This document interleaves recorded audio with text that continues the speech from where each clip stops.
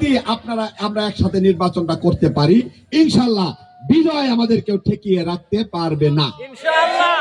ইনশাআল্লাহ বিজয় ঠেকিয়ে রাখা কারো পক্ষে সম্ভব হবে না। এই কারণে আমি আপনাদের কাছে অনুরোধ নিয়ে এসেছি, নির্বাচনের বেশি দিন তো আর নেই। আবার আপনাদের কাছে এসে আবার নির্বাচনের কথা বলে যাব, এটাও হয়তো আর সময় হবে না। আজকে আমার এইখানে একদিন আমি এসেছিলাম, বাজারে কথা বলেছি। আজকে আপনারা আলহামদুলিল্লাহ এই রানীশিমলের অনেক মানুষ যারা স্বেচ্ছা প্রণোদিত হয়ে আমার নির্বাচনে আপনারা পরিচালনা করছেন, নিজেদের পকেটের টাকা ব্যয় করছেন, আপনারা নিজেরা মানুষকে চা খাওয়াচ্ছেন, নিজেরা পরিশ্রম করছেন, আপনাদের ঋণ আমি ভুলবো না। কারণ আমি নির্বাচন করছি, আমি তো জানি আপনাদের পিছনে আমি কয় টাকা ব্যয় করছি। কিছুই না, আমি কিছুই করি নাই ভাই, আমার এই সামর্থ্য নাই।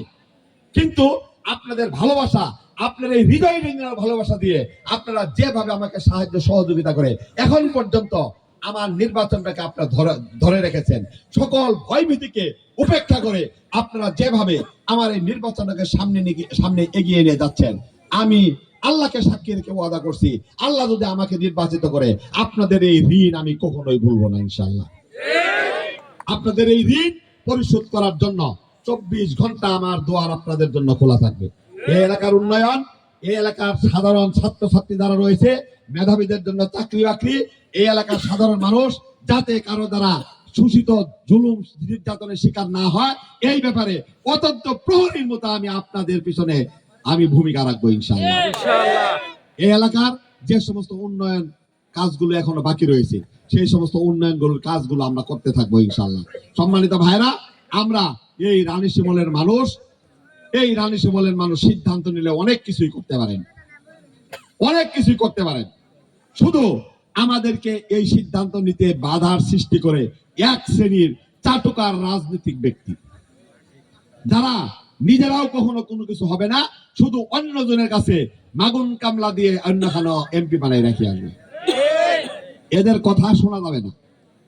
এদের কথা যদি শুনি তাহলে আমাদের এলাকা উন্নয়ন থেকে পিছিয়ে যাবে, আমাদের এলাকার সাধারণ মানুষ অধিকার থেকে বঞ্চিত হবে। সম্মানিত ভাইয়েরা, আমি আমার কথা আর দীর্ঘায়িত করব না। আগামী নির্বাচন, এই নির্বাচনে মাত্র কয়েকটা দিন সময় আছে। দয়া করে আপনারা আমাদের মা বোনদের কাছে আমার সালামটা পৌঁছাই দিবেন ইনশাআল্লাহ। এবং আল্লাহর ওয়াস্তে আবারও বলছি, দয়া করে একটি করে ভোট আপনারা দয়া করে দাঁড়িপাল্লা মার্কায় সকলেই দিবেন। আর আপনাদের কাছে আবেদন, আপনারা যেখানে আত্মীয় স্বজন আছে, বন্ধু বান্ধব আছে, পাড়া প্রতিবেশী আছে, সকলেই যদি দয়া করে আমার জন্য একটা করে ভোট সকলের কাছে কালেকশন করেন, তাহলে এই নির্বাচনে বিজয় কেউ ঠেকাতে পারবে না। আপনারা আমার জন্য এই কাজটা কি করবেন, আমি আগেই কথা বলেছি, আপনারা যারা কৃষক পরিবার রয়েছেন, আমি আপনাদের ঘরের সন্তান, আপনাদের সন্তান হিসাবে আপনাদের কাছে আমি এই দাবিটুকু করছি। জীবনে অনেক কষ্ট করেছি, এই আদর্শের উপর টিকে থাকার জন্য জেল খেটেছি, অনেকগুলো মামলা খেটেছি, হাতে হাত করা পড়েছি, পায়ে ডান্ডা বেরিয়ে পড়েছি। এমন কোন জুলুম নির্যাতন নেই যে জুলুম নির্যাতন আমাদের উপরে করা হয় নাই। একটি মাত্র অপরাধ, সেটা হলো আদর্শের রাজনীতি কেন করি। 10টি টাকা জীবনে মানুষের কাছ থেকে প্রতারণা করে নেই নাই, একজন মানুষকে জীবনে মুখ দিয়ে কটু কথা বলে কষ্ট দেয় নাই, একজন মানুষের কোন স্বার্থের ক্ষেত্রে কখনো হানি ঘটায় নাই। তারপরেও শুধু রাজনৈতিক কারণে বিভিন্ন সময়, তবে হ্যাঁ, প্রতিবাদ করেছি, যেখানে অন্যায় দেখেছি অন্যায়ের বিরুদ্ধে রুখে দাঁড়িয়েছি, যেখানে অশ্লীলতা দেখেছি অশ্লীলতার বিরুদ্ধে আমরা রুখে দাঁড়িয়েছি, যেখানে বেহায়াপনা দেখেছি এই বেহায়াপনা প্রতিরোধ করার জন্য সর্বশক্তি সেখানে নিয়োগ করেছি। এই কারণে অনেক জুলুম নির্যাতন সহ্য করতে হয়েছে ভাইয়েরা আমার। সুতরাং আমি এই কাজগুলো করতে যাই যদি অপরাধ করে থাকি, তাহলে আপনারাই বিচার করবেন। আর যদি এই কাজগুলো ন্যায় করে থাকি, তাহলে আপনাদের পায়ে ধরে অনুরোধ করি আমাকে এইবারে নির্বাচনে দয়া করে সহযোগিতা করবেন। আমি অন্য রাজনৈতিক দলের বন্ধুরা যারা আছেন, যারা আওয়ামী লীগ করেন, আওয়ামী লীগ যেহেতু নির্বাচনে অংশগ্রহণ করবে না, বিএনপির বন্ধুরা আছেন, আপনাদেরকে অনুরোধ করব, আপনারা রাজনীতি করেন, ভোট যদি আমাকে পছন্দ হয় দিয়েন না, তবে এই এলাকার উন্নয়নের সাথে সাধারণ মানুষ, সাধারণ জনগণ যদি আমাকে ভোট দেওয়ার ইচ্ছা পোষণ করে, আমাকে ভোট দিতে চায়, যদি আমার নির্বাচন করে, দয়া করে তাদেরকে কেউ বাধা দিবেন না। এটাই আপনাদের কাছে অনুরোধ।